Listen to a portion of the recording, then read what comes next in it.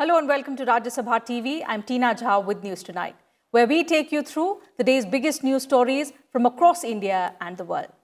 Before we go over to the headlines, Rajya Sabha TV appeals to you to please wear face masks, wash hands regularly, and maintain physical distancing while stepping outside. These simple yet necessary steps are crucial in our ongoing fight against COVID-19. And now, the headlines. Nationwide anti-COVID-19 awareness campaign to start tomorrow. Focus on spreading message of taking proper precautions against pandemic in crowded places.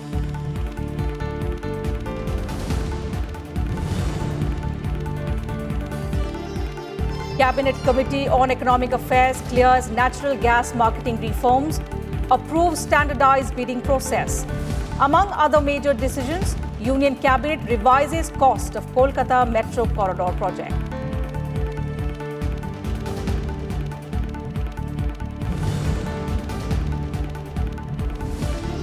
Union Cabinet congratulates Prime Minister Narendra Modi on beginning 20th year as a public representative. Home Minister Amit Shah asserts, under Modi's leadership, India is strongly moving ahead on the path of self-reliance.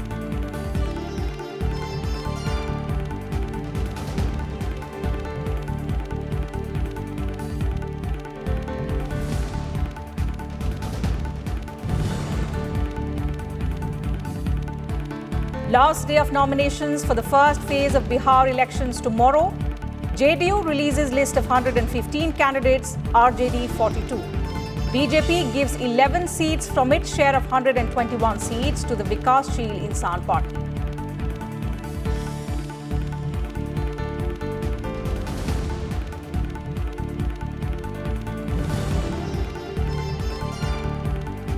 And for their work on equipping the world with the gene editing tool, Emmanuel Charpentier of France and Jennifer Doudna of the US awarded Nobel Prize for Chemistry this year.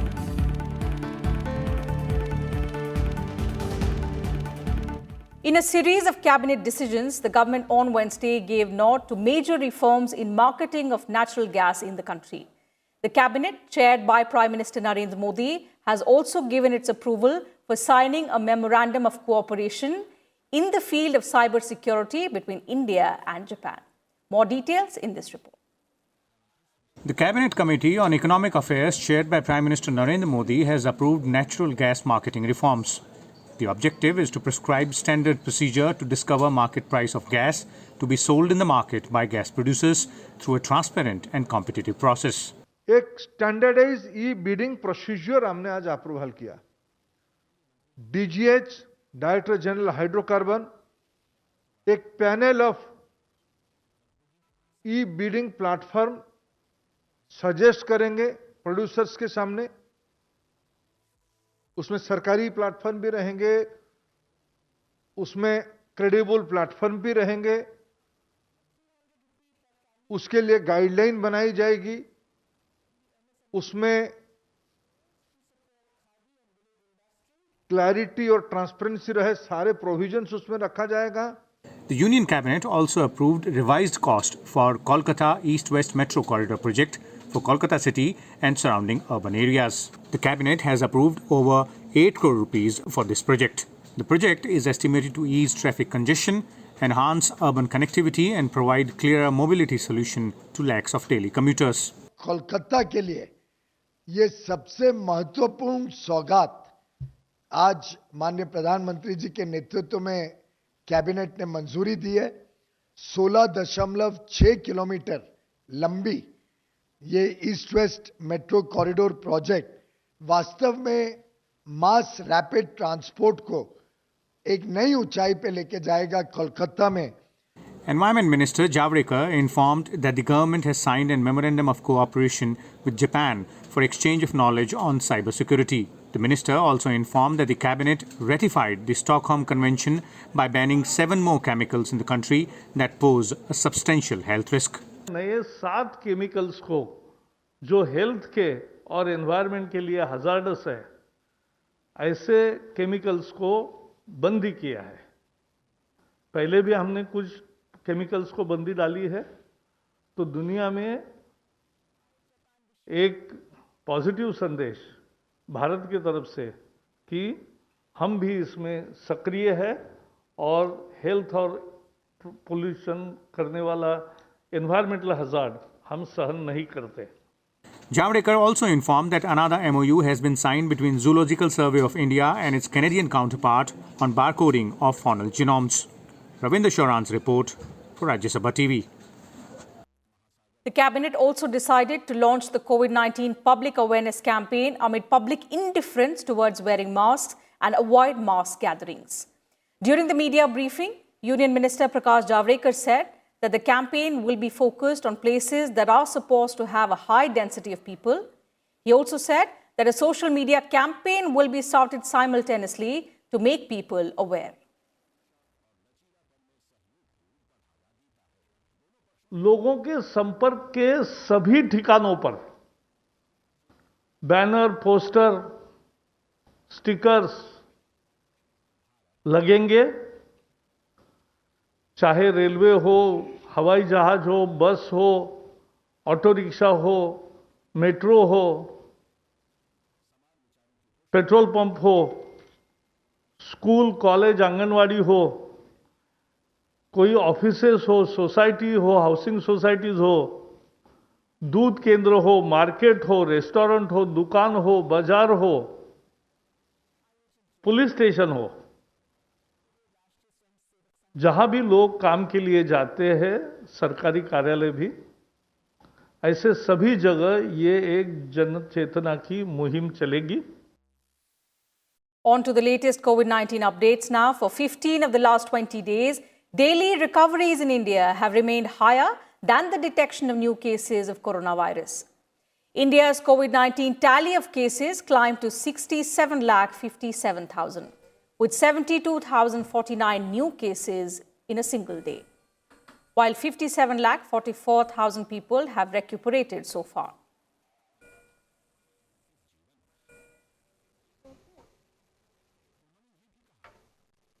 India has the highest number of coronavirus recoveries in the world. The death toll climbed to 1,04,555 with the novel coronavirus, claiming 986 lives in a span of 24 hours across the country. The COVID-19 case fatality rate has further declined to 1.55%. There are only 9.07 lakh active cases in the country, constituting 13.44% of the total caseload. The active cases have dropped by more than 1 lakh in the last 3 weeks. According to the ICMR, a total of 8.22 lakh samples have been tested so far, with 11,99,000 samples tested on Tuesday.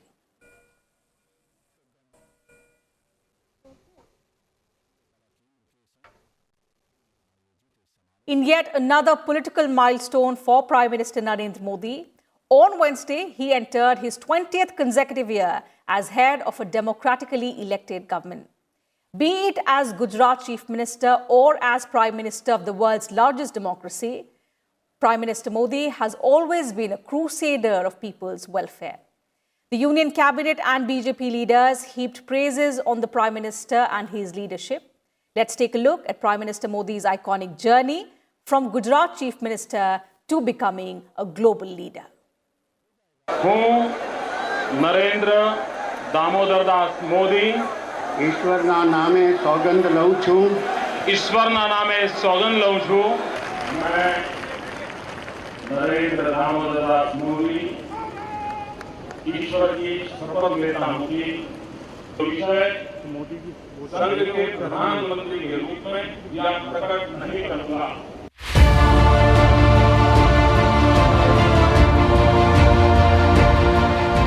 Narendra Modi on Wednesday completed 20 years as head of government. First as Chief Minister and then as Prime Minister. Modi, who turned 70 in September, started as an RSS volunteer. He served in the BJP's organization for many years before the party leadership sent him to his home state Gujarat as Chief Minister in 2001. On 7th October 2001, Narendra Modi was sworn in as Chief Minister of Gujarat for the first time. Since then, He led the BJP to power in the state 3 times in a row.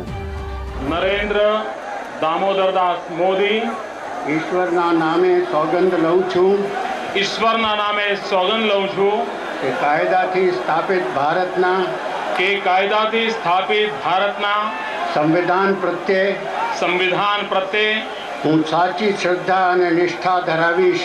હું સાચી શ્રદ્ધા અને નિષ્ઠા ધરાવીશ. Narendra Modi assumed the post of Gujarat Chief Minister under extremely trying circumstances.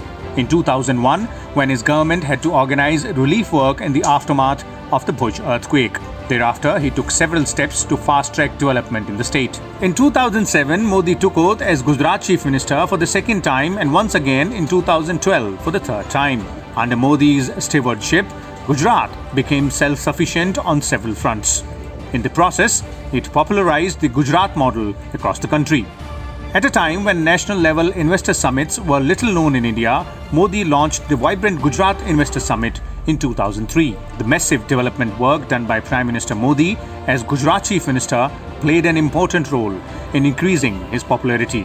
In 2014, Modi took oath as Prime Minister after the BJP won the Lok Sabha elections with a thumping majority. Since taking over as Prime Minister, the NDA government led by Narendra Modi has tried to bring in a holistic approach to address the need for sustainable development in India.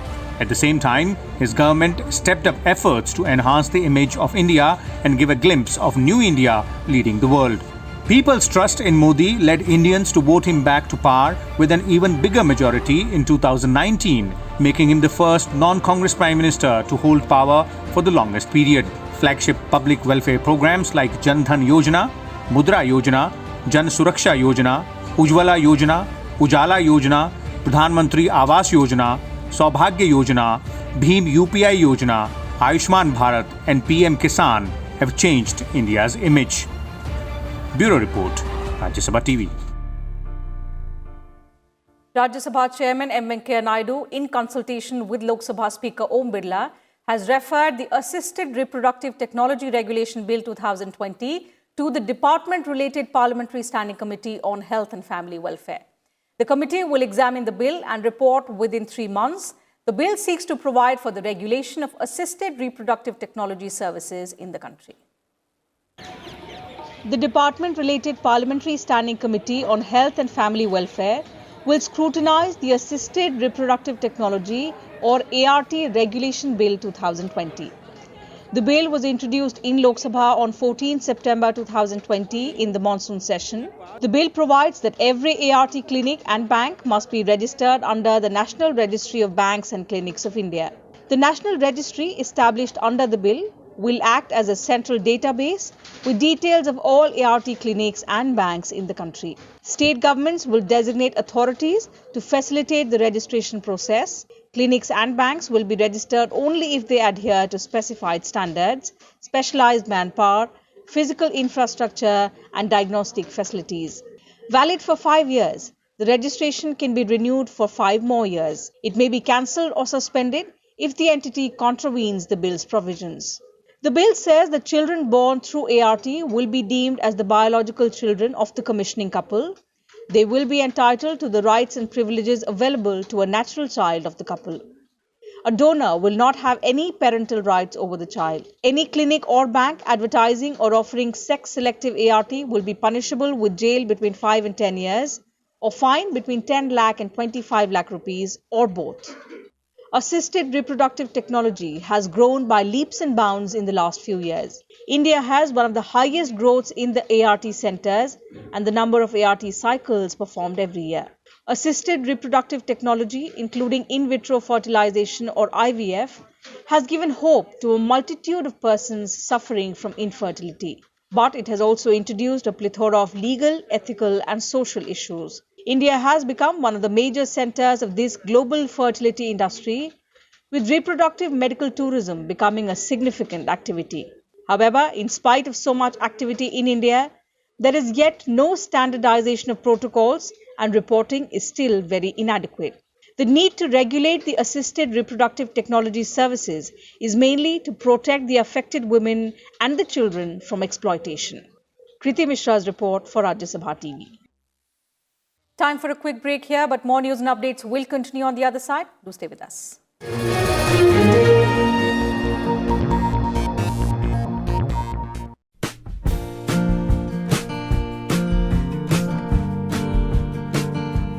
साथियों, ऐसे समय में अफवाहें भी तेजी से फैलती हैं। कोई कहता है ये नहीं खाना है, वो नहीं करना है। कुछ लोग 4 नई चीजें लेकर के आ जाएंगे कि ये खाने से कोरोना वायरस से बचा जा सकता है, ढीकना करने से बचा जा सकता है। मेरी सभी देशवासियों को प्रार्थना है, मेहरबानी करके इन अफवाहों से भी बचना है। आपको कुछ भी लगता है, जो भी करें, अपने डॉक्टर की सलाह से ही करें। हम स्वयं डॉक्टर न बन जाएं।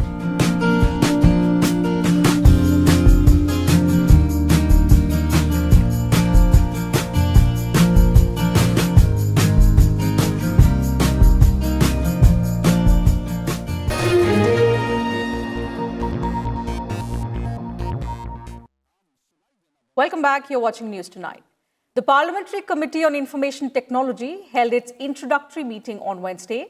All 24 department-related parliamentary standing committees have been reconstituted by Chairman of Rajya Sabha M. Venkaiah Naidu and Lok Sabha Speaker Om Birla. Lok Sabha MP Shashi Tharoor has been appointed the chairman of the committee. The Standing Committee on Information Technology 2020-21 held its first sitting on Wednesday. The committee considered the memorandum regarding selection of subjects for examination during 2020-21.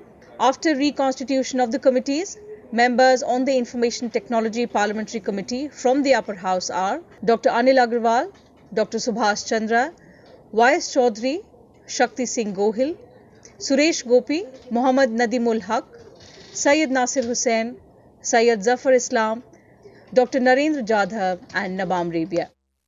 Members from the Lok Sabha on the committee are Lokit Chatterjee, Karti Chidambaram, Sunny Deol, Nishikant Dubey, Raksha Nikhil Khadse, Dr. Sukanta Majumdar, Dhairyashil Sambhaji Rao Mane, Mahua Moitra, P.R. Natarajan, Santosh Pandey, Nishit Pramanik, Colonel Rajyavardhan Singh Rathore, Dr. Gadam Ranjit Reddy, M.V.V. Satyanarayan, Sanjay Seth, Chandan Singh, L.S. Tejaswi Surya, Dr. T. Sumati, Dr. Shashi Tharoor and Bhanu Pratap Singh Verma.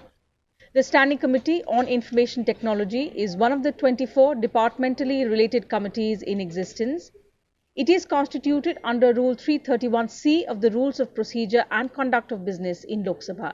The Ministry of Communications, Department of Posts, Department of Telecommunications, Ministry of Electronics and Information Technology and Ministry of Information and Broadcasting are under its jurisdiction. Priti Mishra's report for Rajya Sabha TV.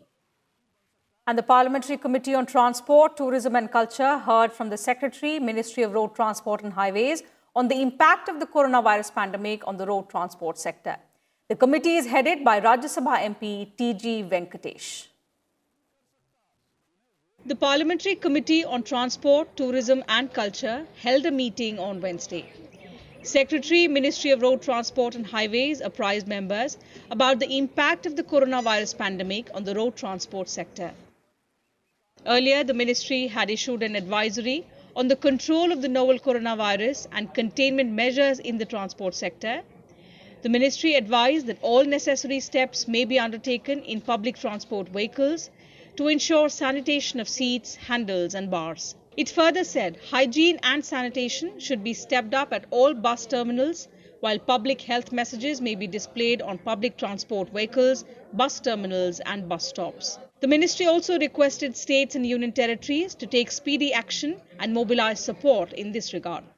Various parliamentary committees are examining various aspects of the management of the pandemic and its fallout. Priti Mishra's report for Rajya Sabha TV. And news now about the upcoming assembly elections in Bihar. The BJP on Wednesday allocated 11 seats to associate partner Vikashsheel Insan Party from its quota of 121 seats for the upcoming polls. In a joint press conference of the BJP and VIP held in Patna today, the state BJP President Sanjay Jaiswal said The party has decided to allot 11 assembly seats for Mukesh Sahni-led VIP from its quota. On Tuesday, Chief Minister Nitish Kumar had announced seat-sharing arrangement with the BJP ahead of the polls in the state. While the JDU has been allotted 122 seats, the BJP will contest on 121 seats, of which 11 it has given to VIP. हम सबों ने यह निर्णय लिया है कि हम माननीय मुकेश सहनी जी को अपने साथ गठबंधन का हिस्सा और भारतीय जनता पार्टी अपने हिस्से की सीटों में से इनको देगी और हमने यह निर्णय किया कि हम इन्हें 11 सीटें देंगे और भविष्य में एक विधान परिषद की भी सीट माननीय मुकेश सहनी जी को देने का निर्णय भारतीय जनता पार्टी ने अपने हिस्से से किया। Meanwhile, political activities have gained momentum in poll-bound assembly constituencies, with just one more day left for filing of nominations.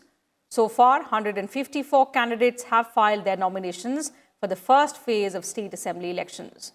The scrutiny of nominations will take place on Friday. In all, 71 constituencies, spread over 16 districts, will go to polls on the 28th of October.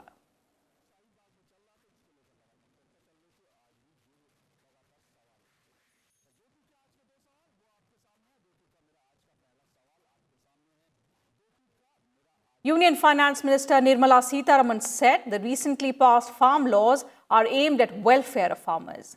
Addressing a press conference in Vijayawada on Wednesday, the Finance Minister said that farmers will get a good rate and get value addition for their products. She also assured that MSP will continue.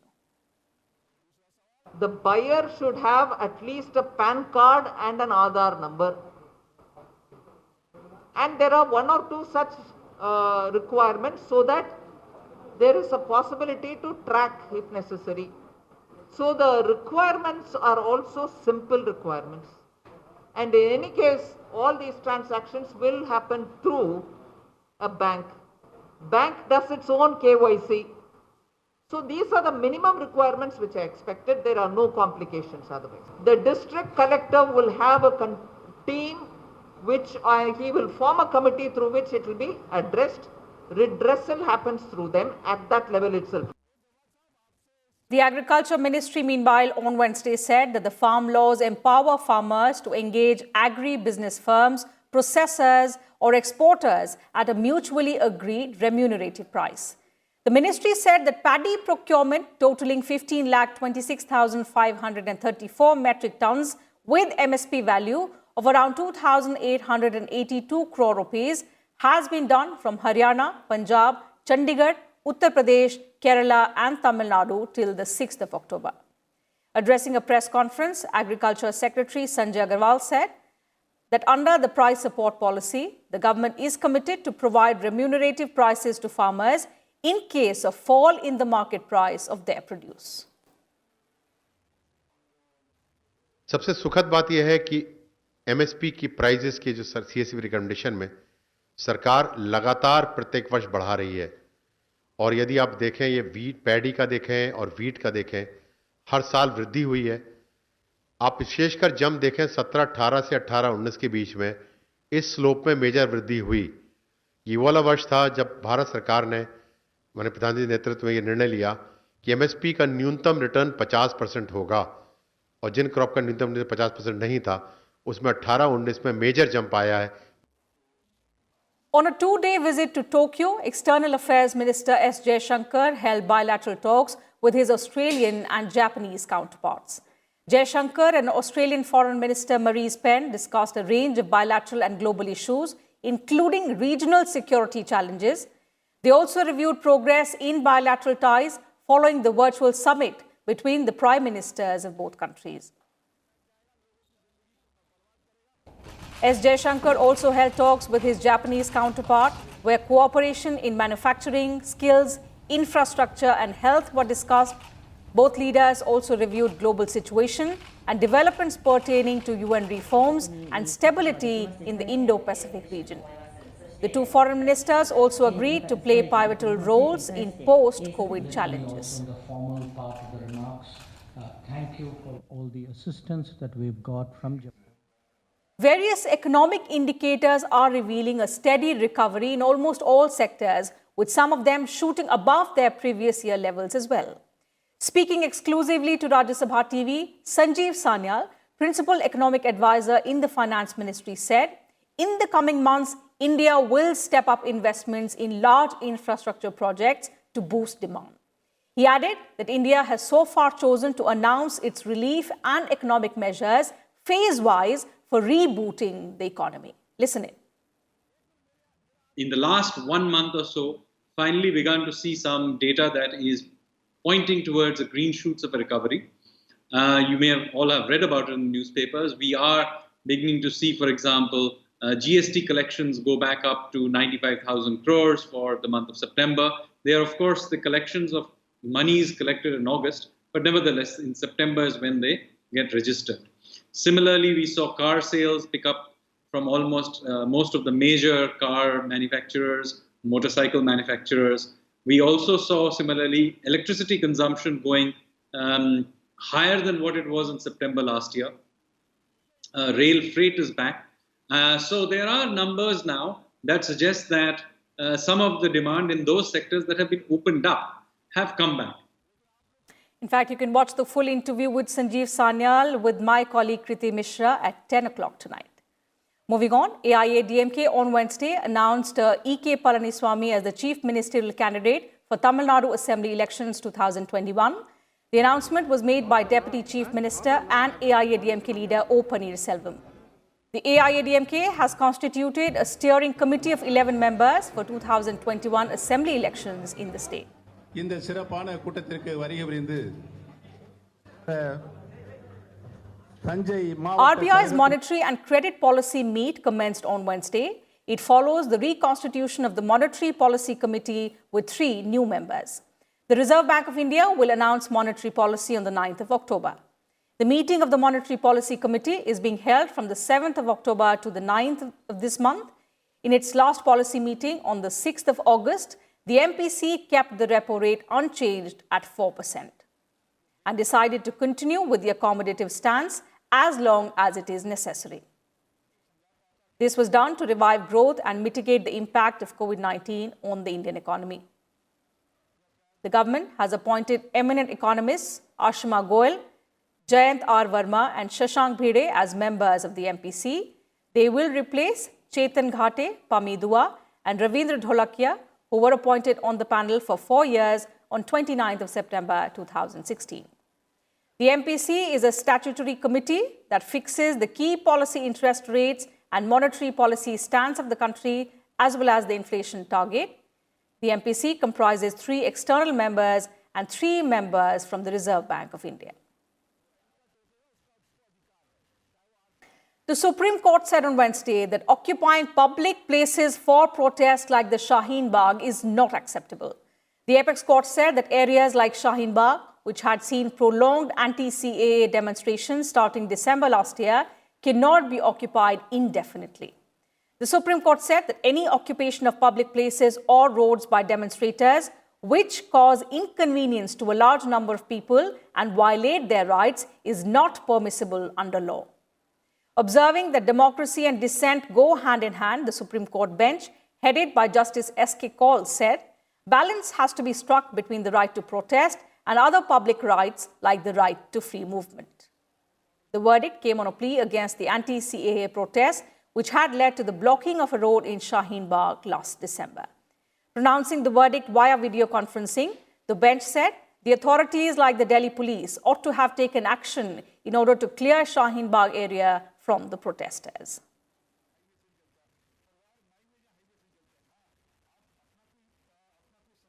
The 2020 Nobel Prize in Chemistry has been awarded to scientists Emmanuel Charpentier and Jennifer Doudna for developing a method of genome editing. The winners were announced on Wednesday by the Royal Swedish Academy of Sciences in Stockholm. 2020 chemistry laureates discovered one of the gene technology's sharpest tools, the CRISPR-Cas9 genetic scissors. The discovery was a result of investigating the immune system of Streptococcus bacteria. The genetic scissors can be used to edit the DNA of animals, plants, and microorganisms with extremely high precision. Further, the tool can be used for plant breeding, curing inherited diseases, and contribute to new cancer therapies. And that's it from us in this bulletin. But before we go, we again urge you to take care of your families, stay safe, put on your masks whenever you step outside of your homes, and do ensure to maintain adequate physical distancing. Thank you very much for your time. Good night.